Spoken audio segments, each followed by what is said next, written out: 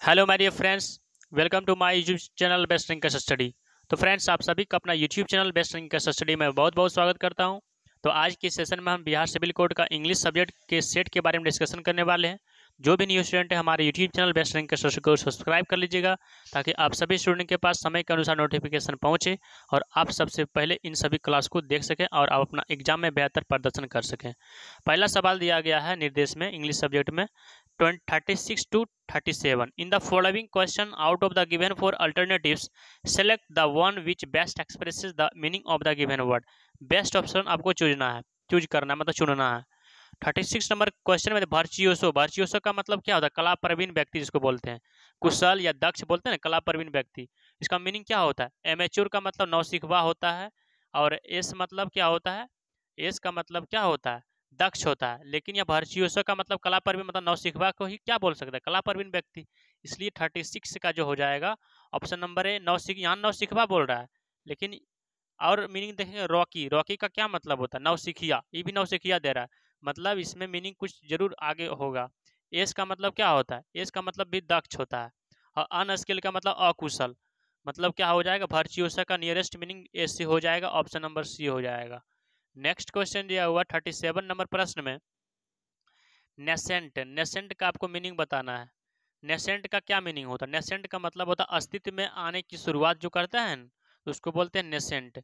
तो इसका opposite word क्या हो जाएगा? नेसेंट का मीनिंग क्या हो जाएगा? ऑप्शन नंबर सी में दिया हुआ बडिंग। बडिंग का मतलब क्या होता है? बडिंग का मतलब होता है उभरता हुआ या फिर उदीयमान जिसको बोलते हैं। नेक्स्ट क्वेश्चन दिया हुआ 38 नंबर प्रश्न में, direction 38 to 39। In the following question, out of the given four alternatives, select the one which is opposite meaning of the given word. Opposite का मतलब उल्टा बताना है।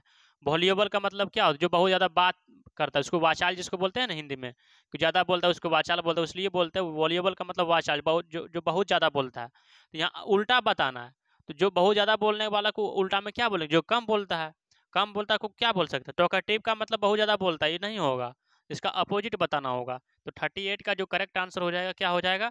रिजर्व। रिजर्व का मतलब जो मतलब अपने बातों को सोच समझ करके बोलने वाला को रिजर्व बोलते हैं, मतलब जो कम बोलता है। इसलिए 38 का जो option number A correct answer हो जाएगा। 39 नंबर क्वेश्चन में दिया हुआ डेंक, डेंक का बताना है आपको अपोजिट वर्ड। डेंक का मीनिंग बताइए। डेंक का जो मीनिंग है क्या हो जाएगा इसका करेक्ट आंसर? इसका मतलब होता है नम या गीला या फिर ठंडा जिसको बोलते हैं।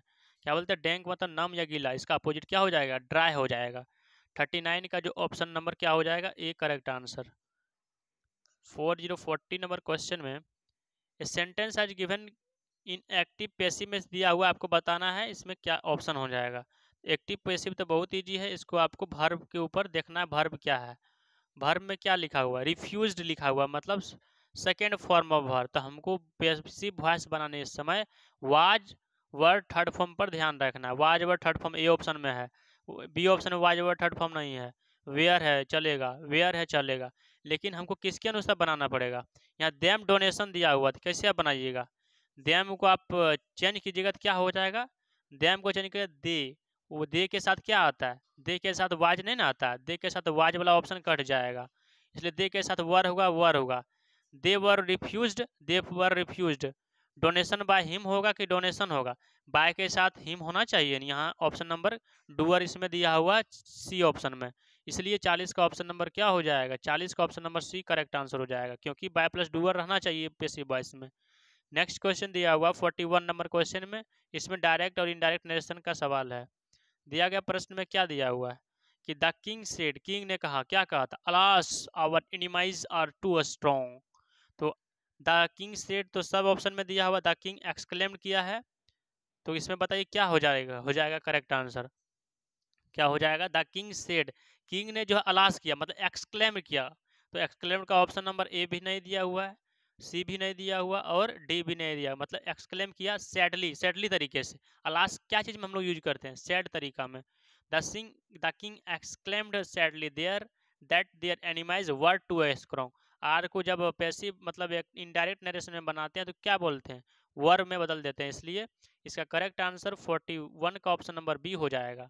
नेक्स्ट क्वेश्चन दिया हुआ 42 नंबर क्वेश्चन, क्या दिया हुआ? करेक्ट स्पेलिंग बताना है, यहाँ लिखा हुआ ना करेक्टली स्पेल्ड वर्ड, यहाँ करेक्टली स्पेल्ड वर्ड बताना है।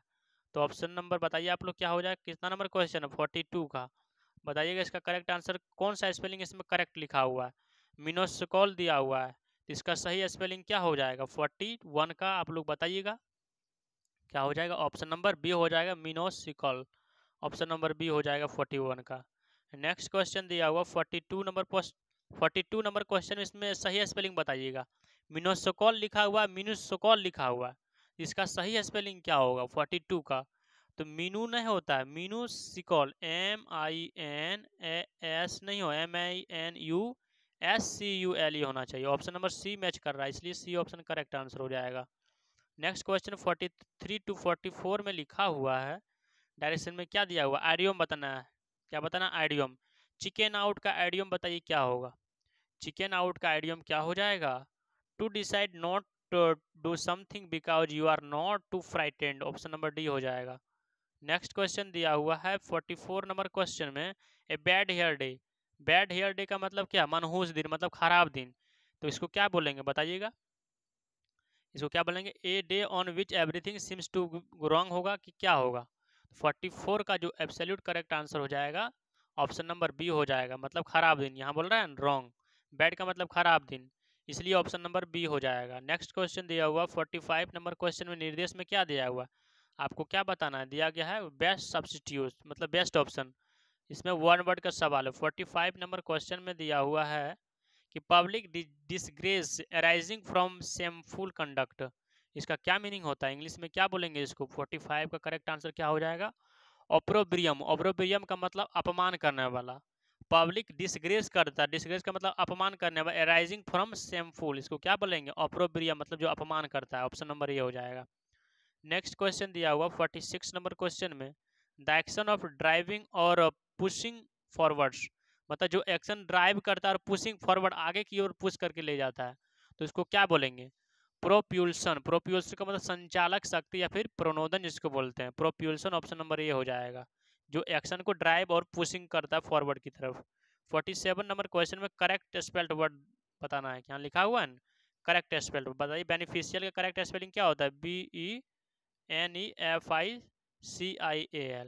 BENE, यहाँ FI नहीं दिया हुआ, ए ऑप्शन नहीं होगा, BENE नहीं होगा, BENE नहीं दिया हुआ है, बी के साथ ई होना चाहिए, यहाँ ए दिया हुआ है, BENEFICIAL, ऑप्शन नंबर डी हो जाएगा। नेक्स्ट क्वेश्चन दिया हुआ 48 नंबर क्वेश्चन में, 48 में दिया हुआ है कि एक्सप्रेसिस मीनिंग बताना है, अटेंटुएट। अटेंटुएट का एक्सप्रेसिस मीनिंग बताना है, बेस्ट एक्सप्रेसिस मीनिंग। 48 का जो करेक्ट आंसर क्या हो जाएगा, 48 का मतलब होता है, यहाँ लिखा हुआ अटेंटुएट का मतलब दुर्बल या फिर बल जिसको रहता है, दुर्बल मतलब बल जिसको क्या रहता है, बल कम रहता है, उसको क्या बोलते हैं, दुर्बल या फिर अटेंटुएट।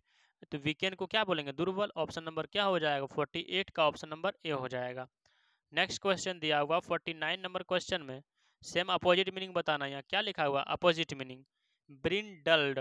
ब्रिनडल्ड का अपोजिट मीनिंग क्या हो जाएगा, ब्रिनडल्ड का मतलब होता है, क्या होता है, चित कबरा जिसको बोलते हैं, इसका अपोजिट यदि करेंगे तो क्या होगा, 49 का करेक्ट आंसर क्या होगा, डी ऑप्शन दिया हुआ अनफ्लैग्ड। नेक्स्ट क्वेश्चन दिया हुआ 50 नंबर क्वेश्चन, आज का सेशन का लास्ट सवाल है।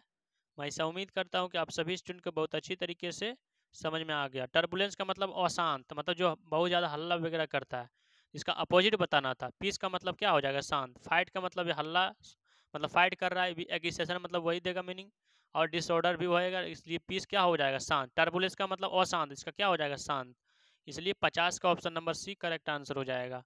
मिलते हैं नेक्स्ट सेशन में, तब तक के लिए जय हिंद।